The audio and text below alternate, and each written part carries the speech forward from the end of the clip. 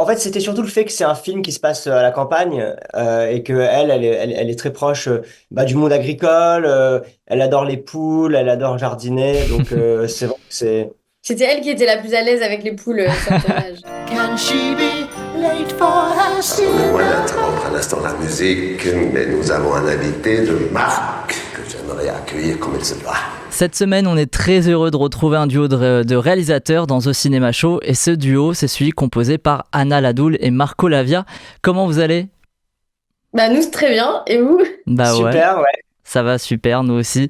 Merci. Bah, 6 ans après, donc, nous les Coyotes, vous nous revenez avec un nouveau film au fil des saisons. Qu'est-ce qui déjà a expliqué une aussi longue absence, entre guillemets, puisque 6 ans entre votre premier et second film, ça fait un petit laps de temps. Mais en fait, je crois pas que ça fait 6 ans, je crois que ça fait plutôt 5 ans parce que Les Coyotes, il est sorti en décembre et celui-là, il sort en Ouais, février. bon. Du coup, et après, On gagne du temps, on gagne une année Oh, là. ouais, vous avez gagné une année. C'est bon, alors ma question maintenant ne vaut plus rien. Non, ben enfin, c'est plein de raisons. C'est déjà la vie de cinéaste. Ça met souvent longtemps entre les projets, trop longtemps à notre goût. Mais voilà, c'est la vie des projets. Il y a eu le Covid aussi qui a pas aidé, mais c'est pareil pour tout le monde. Mais ouais, ça met du temps des fois. Voilà, on espère toujours que ça mette moins longtemps, mais voilà, ça prend du temps. Ouais, parce que c'est un projet que vous portez depuis pas mal de temps, je crois. Est-ce que vous pouvez revenir un petit peu sur la genèse de ce projet ? alors en fait, nous, avec Marco, on habite depuis un petit moment, on a habité longtemps aux États-Unis. Oui, c'est fini, on habitait. Hmm. On habitait pendant à peu près 7 ans et on était expat là-bas à Los Angeles, quoi. Et en fait, aux alentours de Noël, un jour, ma mère m'a appelé sur FaceTime et elle avait une espèce d'énorme tumeur au niveau de la gorge et c'était super flippant. Et en fait, il s'avère que moi, dans mon histoire, en fait, c'était absolument bénin et c'est parti au bout de quelques semaines. Mais en fait, c'est vrai que ça a ouvert un peu les vannes de notre imagination.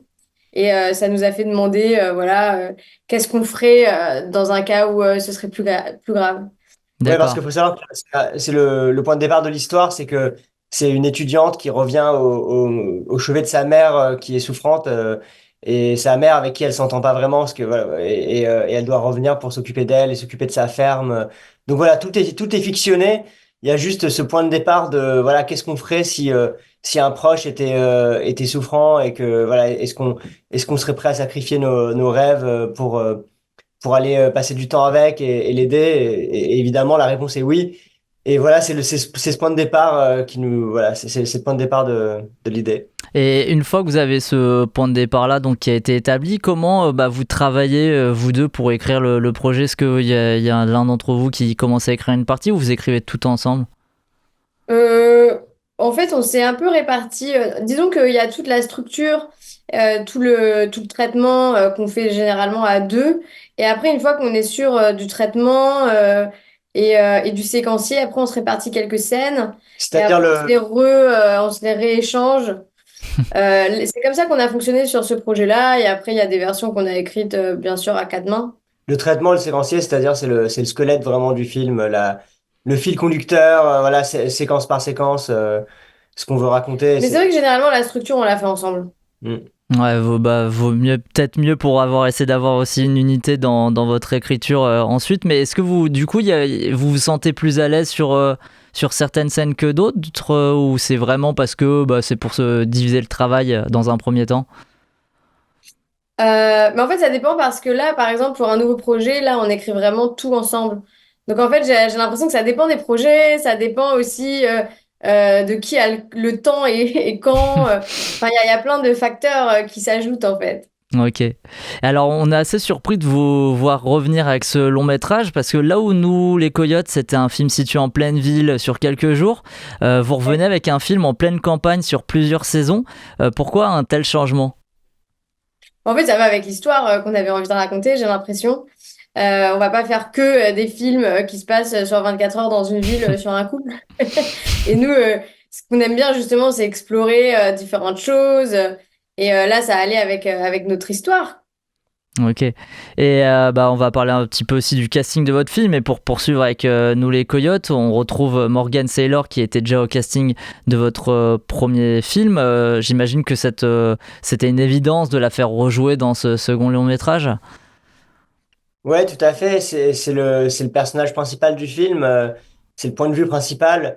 Et on a très vite eu envie de travailler avec elle sur ce nouveau film. Et après, on a aussi écrit le rôle de Solange pour Catherine Deneuve. C'était très, on avait très rapidement Catherine Deneuve en tête. Et elle a facilement accepté ce rôle-là.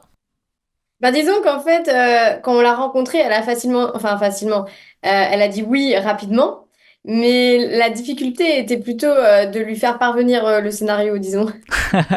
Ah ouais, il a fallu passer par des gens qui la connaissent, c'est ça.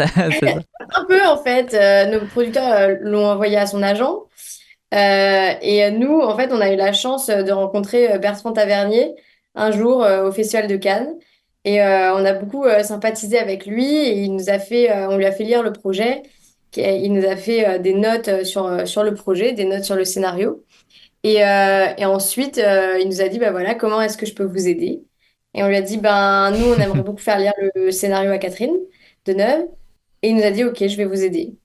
Et ça faisait en plus un moment qu'elle n'avait pas joué en anglais comme ça. Oui, ça fait longtemps, ouais, ouais, ouais. Bah elle, quand on l'a rencontrée, bon, elle était intéressée par la langue anglaise, mais c'était surtout en fait, c'était surtout le fait que c'est un film qui se passe à la campagne et que elle est très proche du monde agricole. Elle adore les poules, elle adore jardiner, donc c'est vrai que c'est C'était elle qui était la plus à l'aise avec les poules sur le tournage.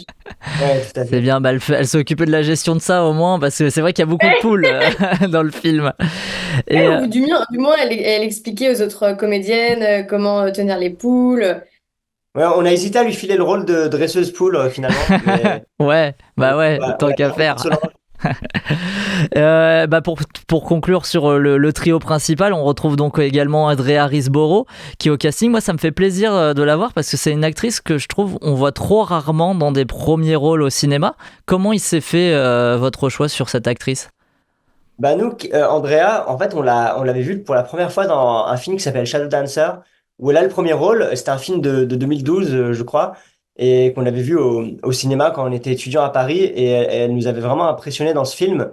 Et ensuite, on s'est rendu compte qu'on a suivi sa filmographie parfois sans même le savoir, parce qu'elle a été dans un tas de Ouais. films, Mm. dans Birdman, dans La mort de Staline, dans Oblivion. Oblivion, Battle of the Sexes, dans un tas de films, et avec beaucoup de très grands réalisateurs. Mais c'est vrai qu'elle est très caméléon, donc elle a pas très souvent des premiers rôles, et elle se transforme complètement de film en film, donc on la reconnaît pas Et forcément. là, du coup, Ouais, au vous fil la des saisons, elle se change ouais, encore. ouais, bah Ouais. voilà, c'est ça. Physiquement, elle a encore une fois transformé dans votre film, c'est clair.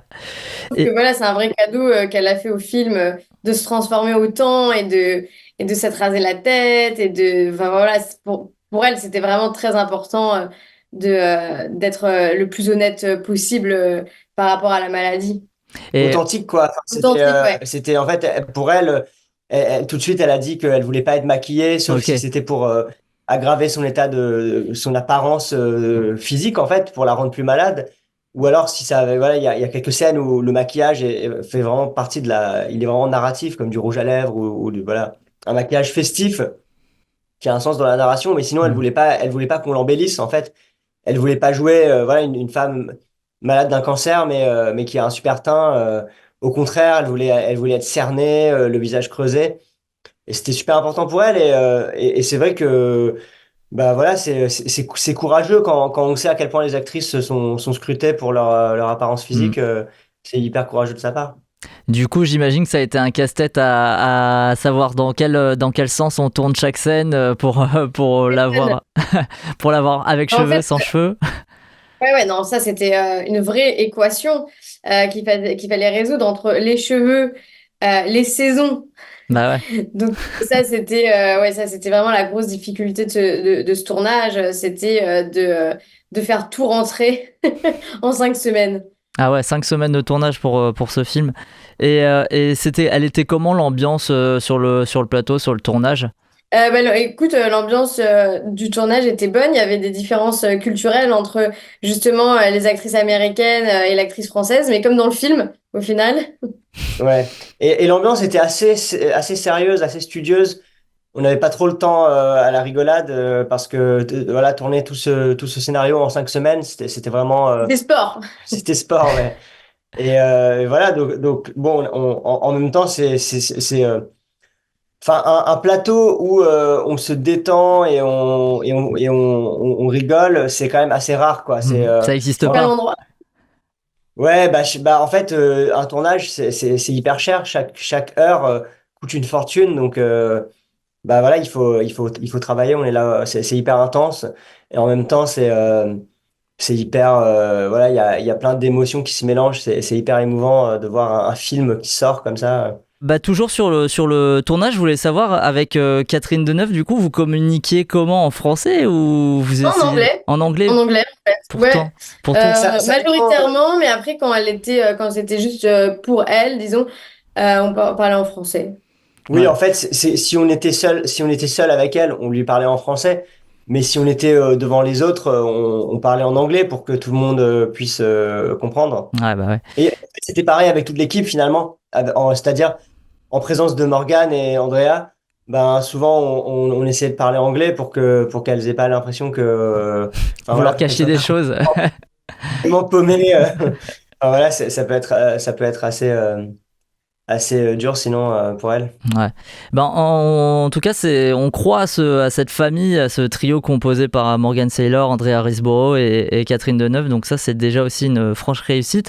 On va parler d'un personnage un peu plus abstrait de votre film, je trouve. Bah, c'est la maison, puisque on est dans un quasi huis clos. Le choix du décor, bah, il est super important. Comment vous avez trouvé et choisi ce lieu de tournage? Alors, Ah, disons qu'il y avait aussi des contraintes à ce niveau-là, parce que nous, on a tourné en Belgique, Ouais. et il fallait une maison qui soit à peu près à 20 minutes de Bruxelles. Donc Et voilà, qu'il fasse créer à la campagne. l'américaine aussi, j'imagine. Ouais, ouais, mais ouais. oui, qui fasse américaine, bien sûr. Et donc, dis donc, il y avait pas mal de cahiers des charges Ap- à remplir. Après, il y a eu un énorme travail de déco. Et en fait, le fait de pas être aux États-Unis pour le tournage, qui était purement des raisons d'assurance et voilà, des raisons techniques de prod, sinon on aurait tourné là-bas. Mais le fait de pas être là-bas, on est rentré dans une parano où en fait on était attentif à chaque détail et on a beaucoup travaillé sur la maison. On a rajouté toute une pergola blanche, des barrières blanches, La boîte aux des- lettres. la boîte aux lettres. Enfin voilà, un tas de trucs qui font américain dans la décoration intérieure aussi. Et en fait, on aurait en fait, la maison du coup a l'air quasiment plus américaine peut-être que si on l'avait tournée dans une maison aux États-Unis, quoi. Et ça vous a frustré au début, du coup, d'être contraint de tourner, voilà, bah, en Europe et pas aux États-Unis? Bah, je pense que c'est tout. C'était un nouveau challenge, disons. Ouais. Mais c'est toujours comme ça. Enfin, les western spaghetti, ils ont été tournés en Ouais. Espagne. Il y a plein de films américains qui sont tournés en Europe de l'Est. Mm. Et, Donc et, voilà, et vous avez construit le poulailler exprès pour le film aussi, j'ai lu. Ouais, ouais, le poulailler a été construit de A à Z. Et en fait, on a créé un vrai élevage. Du coup, les poules habitaient en fait pour de vrai dans la prairie là, du film et puis dormaient dans le poulailler du film. ouais. C'est Du devenu coup, une ferme, l'acteur du coup, maintenant. Non, mais les gens qui ont cette maison ont gardé beaucoup de choses, dans le poulailler, dont le poulailler et dont les terrasses, quoi, les barrières blanches, là, Ouais. la pergola. la pergola. Voilà, merci. Comme quoi, c'est sympa d'accueillir des films. Au final, Ah, on a la petite déco en plus. On a créé le potager aussi. C'était un gros morceau, Ah ça. ouais, bah ça, c'est hyper important là aussi. C'est bien hyper gardé. important et du coup, qui était de saison à chaque fois. Ouais. Et je crois qu'il faisait comme 20 mètres sur 30 ou quelque chose Non, il d'énorme. est gros quand Enfin, même, hein. Ouais. Oui, oui, ouais. parce qu'en plus, vous faites pas mal de mouvements de caméra autour aussi de ce potager. Et j'allais en venir là, votre travail de mise en scène sur le plateau, comment vous répartissez les tâches? Comment vous travaillez votre mise en scène ensemble? En fait, sur ce film-là, du coup, avec ces contraintes de temps, on a vraiment beaucoup travaillé en amont. C'est-à-dire que le film, enfin, sur chaque scène, on avait une idée quand même assez précise en amont de ce qu'on allait faire. Et après, bah, nous, on se répartit pas vraiment les tâches, du coup, sur le plateau. Mais ensemble. on avait une idée précise de ce qu'on allait faire. Donc après, vous devez ressentir un petit peu la même chose, donc ça doit être plus simple aussi pour être d'accord sur, je sais pas, sur les placements de caméra, des choses comme ça aussi. Oui, mais justement, les placements de caméra, ils sont débattus à l'avance, quoi. Donc en fait, on trouve toutes les idées à l'avance et on n'improvise pas vraiment sur le. Ok. Enfin, il y a toujours. Plus on est préparé, plus on est prêt à improviser parce on a déjà pensé à un maximum de scénarios possibles et du coup, c'est plus simple de. Ouais, vous n'êtes pas du genre à changer un petit peu, à s'écarter du découpage technique sur le moment, sauf à quelques rares Vraiment exceptions. Mais en fait, c'est vraiment des questions de temps. Ouais. Comme il fallait quand même qu'on rentre beaucoup de plans par jour, c'est les discussions, disons, sont en amont. Mais Ouais. après, il y a toujours besoin d'adapter Bien sûr, bien parce que sûr. les actrices vont amener des nouvelles idées de déplacement qui n'étaient pas prévues, que nous, on n'avait pas prévu en amont. Donc, on va forcément faire un travail d'adaptation sur le moment venu. Mais justement, comme on a beaucoup préparé, nous, en amont, on est prêt à recevoir des nouvelles idées Hmm. et à s'adapter. La dynamique de votre film, je la trouve super intéressante parce que habituellement on s'intéresse souvent à des simples relations mère-fille, mais là vous jouez sur une double relation mère-fille et même sur une relation du coup grand-mère-fille. Est-ce que c'était compliqué de créer ces différentes relations sans qu'elles ne rejouent forcément la même musique? Mhm. En fait, ça va avec le fait qu'aussi ces femmes-là sont très différentes. En fait, si ça, tu vois, si ça avait été des femmes identiques, oui, ça aurait été un peu répétitif. Mais là, le fait qu'elles aient toutes les trois enfin, des spécificités et une différence. En fait, leur seul point commun, c'est d'être des femmes fortes et Hmm. indépendantes. Et Charlie, le personnage de Charlie, ne comprend jamais autant sa mère que quand elle rencontre sa grand-mère. Et ça, c'est en fait, c'est le fait d'être trois qui fait que les duos vont fonctionner aussi. Ouais, et puis elles comprennent chacune, elles se comprennent l'une et l'autre à la lumière de la relation qu'elles voient en face d'elles. Et, euh, et donc c'était le trio justement qui nous permettait de résoudre un peu ces conflits et enfin, en tout cas de comprendre les conflits et qu'elles se comprennent entre elles en fait. Je trouve aussi votre film profondément ancré dans le présent et dans votre époque, ce qui pêche parfois, je trouve, dans les films en milieu ruraux. C'était important pour vous voilà, de ne pas oublier ce réel malgré le fait qu'on soit un petit peu isolé dans cette forêt, dans cette maison. Tu veux parler de la grippe aviaire? Bah, de la grippe aviaire, mais même je trouve que le personnage du coup de Charlie est vraiment on sent que c'est un personnage qui pourrait vraiment exister dans la vraie vie avec son âge et que tout ça fait pas faux en fait. Mhm, mhm. Bah, en fait, c'est vrai que c'est nous, on s'attarde à faire en sorte que nos personnages soient le plus réalistes possible et qu'on puisse imaginer que c'est des vraies personnes. Oui, et puis après, on avait beaucoup de thématiques, enfin, ou de caractéristiques des personnages qui sont justement, on voulait pas souligner même le fait que voilà, Laura soit un peu une néo-rurale, qu'elle ait des convictions, qu'elle monte son élevage bio. En fait, c'était très présent dans nos têtes, mais on voulait pas trop le souligner dans le film. Donc voilà, ça reste des choses en toile de fond. Et peut-être que parfois, c'est justement ce qui peut être un peu désagréable, c'est quand on essaye trop de Mhm. souligner des choses. Et là, voilà, toutes ces thématiques, elles restent en toile de fond. On les voit par moment, mais c'est pas, ça vient pas au devant de la scène. On est vraiment concentré sur les relations entre ces trois femmes. Ouais, c'est vrai que c'est fait par petites touches et ça doit être ça effectivement qui fonctionne. Visuellement, le film est aussi assez chaleureux malgré malgré la maladie qui rôde autour de la famille. Est-ce que vous pouvez nous parler un petit peu du travail que vous avez effectué sur l'image?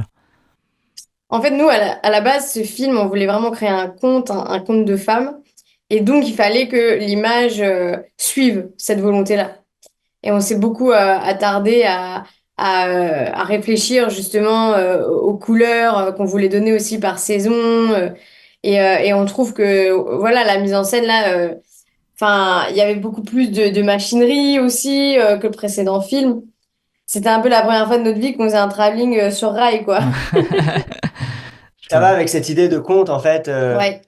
et on voulait que ce soit un cocon assez chaud tout le long, même dans des moments. En fait, il y a les saisons, bien sûr. Donc, il fallait que l'hiver soit plus froid, par exemple, que, qu'il y ait une lumière différente au printemps et à l'été.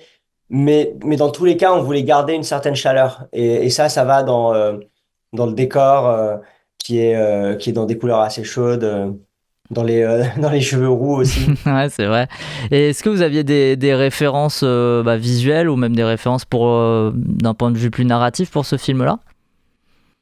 En fait, nos références, elles sont, on a été pas mal inspiré, disons, par un certain classicisme du cinéma américain, que ce soit Frank Capra, Clint Eastwood, même Scorsese, enfin voilà, dans cette volonté de faire une mise en scène assez sophistiquée et qui aille avec cette notion de conte, mais aussi des références plus européennes. On adore Bergman, on adore Joachim Trier. Et donc pour nous, on avait envie, voilà, on avait envie que le film se situe un peu entre les deux. Et j'ai lu aussi qu'au niveau de la déco, il y a du Quentin Dupieux qui vous a Bah, influencé. nous, on adore la déco de Quentin et voilà, le travail que fait Joanne Le Boru Mhm. sur les films de Quentin. Ce côté hyper minimaliste, hyper iconographique et chaleureux, en fait, toujours chaleureux. Et ce côté hors du temps aussi, je pense. Ouais, intemporel. Ouais. Ouais, c'est vrai que c'est plutôt surprenant en tout cas de lire cette référence vis-à-vis du film et en vrai quand vous me reparlez je comprends. T'as commencé à le citer Marco et vous allez me voir venir hein, quand on regarde le générique du film on est très surpris de retrouver le nom de Martin Scorsese. Thématiquement ce film il semble à l'opposé de son travail. Comment s'est donc fait la rencontre avec Martin Scorsese et qu'est-ce qu'il a apporté au film? Alors nous, c'est vrai qu'on est aussi très surpris. On s'est beaucoup demandé pourquoi il avait rejoint le projet. Et en fait, on s'est rendu compte qu'il était assez fasciné par les relations mère-fille. Donc on se dit que ça doit être ça. Euh, et lui, il a agi vraiment comme un producteur artistique sur le film. Donc il nous a fait des notes sur le scénario. Il a été investi dans le montage. Et donc il nous faisait des notes sur le montage. Ouais, il regardait chaque version du montage et voilà, il nous disait ce qui allait pas. C'était un super parrain du projet, disons. Ouais, bah, c'est super classe d'avoir Martin Scorsese au générique, d'autant plus que quand on se dit un film produit par TF1 avec Martin Scorsese, ça semble assez surréaliste. Mhm. Est-ce que vous avez une petite question sur le doublage? Est-ce que vous avez travaillé sur le doublage du film? Vous l'avez dirigé? Nous, on a réécrit pas mal. Donc, on a fait la VF, on a écrit la VF, en tout cas une grosse partie. Ouais, ouais. Et après, on a fait le casting des voix, du coup. Et Catherine Deneuve se double elle-même. Donc, je Ouais. pense que ça renforce le doublage français. Et qu'est-ce que vous avez pensé de cet exercice de réadaptation de votre texte? C'était hyper intéressant.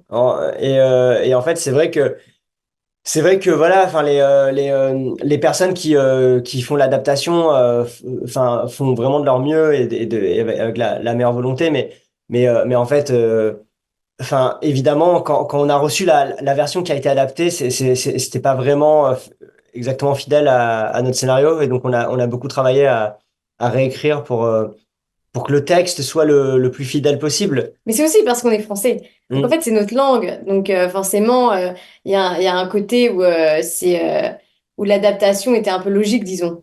Hmm. Et est-ce Que ce que soit logique. Ouais, Ouais, oui, oui. Et est-ce que ça vous a donné envie de réaliser un film un jour en français? carrément. Ouais, ouais, non, mais nous, on n'est pas contre. C'est prévu même. Ah. Et alors, vous me disiez que vous travaillez sur un nouveau projet, si j'ai bien compris, c'est un thriller, c'est ça, cette fois-ci? Tout à fait. Qui se passe dans une secte, dans une jungle. Ok, ça encore une fois assez ambitieux, je trouve. Et il y aura beaucoup moins de temps avant de le voir sortir cette fois-ci, celui-là. Et on ne sait Bah, pas, ça dépend s'il y a une pandémie ou quoi. C'est sûr. on est toujours, hein. Tout n'est pas dans nos mains. Mais alors là, c'est plutôt à l'état donc encore de la préparation il y a un scénario de prêt ou c'est vraiment Oui, oui. Ouais, En fait, si ça tenait qu'à nous, on le tournerait cet été. le mois prochain Ok. ou cet été. Mais voilà, après, c'est des logiques de. En fait, c'est une question de production, de financement, de voilà, trouver l'argent pour faire le film, réunir le casting, l'équipe. En fait, c'est vraiment une armée quoi pour faire un film. Et Mm. voilà, l'armée, il faut la recruter, mais il faut aussi la nourrir et l'amener sur le décor. Donc, Bah, voilà. il y aura déjà Morgan Saylor en tête de gondole encore une fois. Bah, on aimerait bien. Ouais. Bon, bah affaire à suivre. En tout cas, on a hâte de découvrir ça aussi. Ouais, bah, affaire à suivre, comme tu dis. Ouais, affaire à Faire aussi. suivre. Ah là là, les affres de la production et de la pré-production des films. On termine toujours par la même question dans The Cinema Show. Cette question, c'est la suivante. C'est quoi le dernier film que vous avez vu au cinéma ou même à la maison qui vous a marqué, que vous voudriez nous recommander? Dali.